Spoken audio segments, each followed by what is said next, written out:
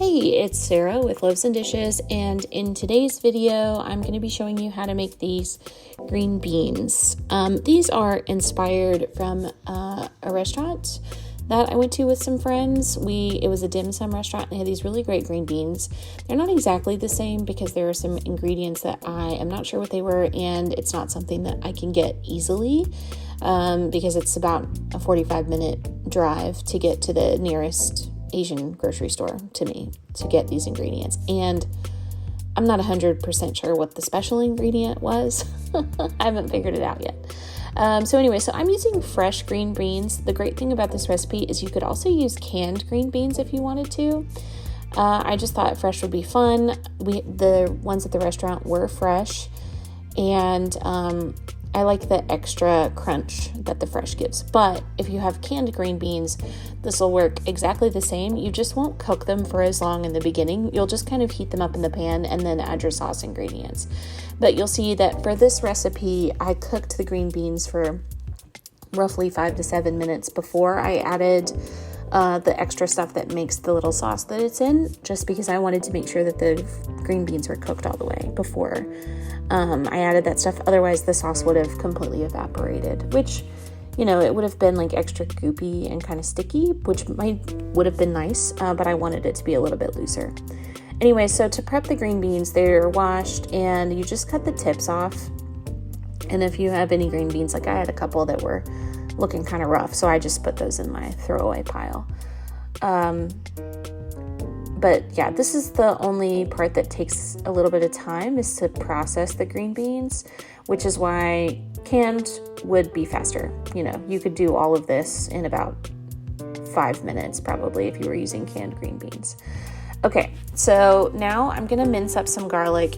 You should measure the garlic with your heart. I think I did like 6 or 7 cloves of garlic. We like garlic here. If you don't like garlic, you could leave it out. But also, it's just not going to taste quite the same if you're not using garlic. But, to each their own. It's something that you can do without. So I'm just mincing it up, and it doesn't need to be super small or anything. I actually really prefer larger chunks of garlic because, like I said, we really, really like garlic. And so I'm just putting that in a bowl to set to the side. So now I have my wok. And I have a couple tablespoons of oil in there, and I am just going to saute these green beans for 5 to 7 minutes, just until they get nice and tender. And you want to be careful that your heat's not too high. Mine was. Otherwise, the water in the green beans and the oil will, you'll have oil splatter everywhere, which is exactly what happened to me.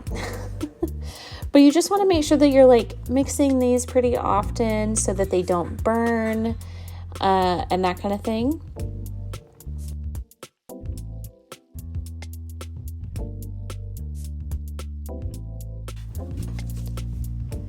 And the great thing about cooking with fresh green beans is that you kind of see their color change too as you cook them, so they get really nice and bright. And then I wanted to go just past the point where they were nice and bright, where the skin was getting kind of wrinkly. That's the sweet spot. So I added my garlic, and now I'm adding about a 1/4 cup of soy sauce. If you wanted to substitute something for soy sauce, you could use liquid aminos or coconut aminos. That's my suggestion. I added a tablespoon of brown sugar and some rice vinegar and some salt and pepper. You could also add some Chinese 5-spice and some red pepper flakes, which I would have added if I could have found my Chinese 5-spice in the cupboard. But yeah, and I know the brown sugar seems weird, but it's going to cause the soy sauce to thicken up a little bit, and also adding a little bit of sugar to your vegetables makes them taste better. Just trust me on that. I know it sounds counterintuitive, but they're really good. And then I put a little drizzle of sesame oil right on the top at the end, but there they are. If you want to see more, be sure to check out Loaves and Dishes, and thanks for watching.